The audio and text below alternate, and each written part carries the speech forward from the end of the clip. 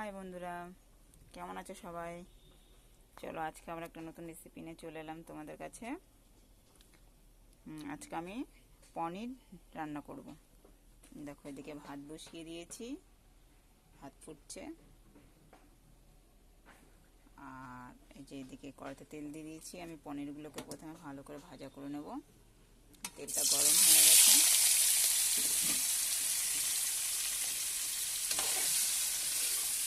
পনিরটা ভালো করে নাড়াচাড়া করে পনিরটা লাল লাল করে ভাজা করে নেব।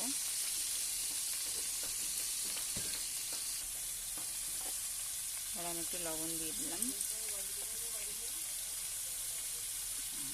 একটু হালকা একটু হলুদ দেবো, ভালো করে ছেড়ে দেবো।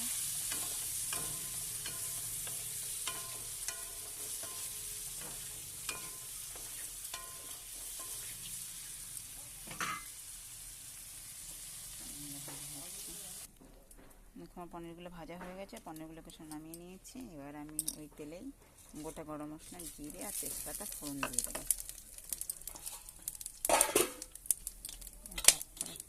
লঙ্কা আর আলুটা কেটে রেখেছিলাম, আলুটা দিয়ে ভালো করে নাড়াচাড়া করে একটু ভালো ভাজা করে নেব। সেদ্ধ হতে ঢাকা দিয়ে দিলাম। যখন আলুগুলো ভাজা হয়ে গেছে, এবার আমি দিয়ে দিলাম জিরে, আদা আর গোলমরিচ বাটা, দিলাম টমেটো কুচি। এটা 5 মিনিট মতো ভালো করে কষিয়ে নেব।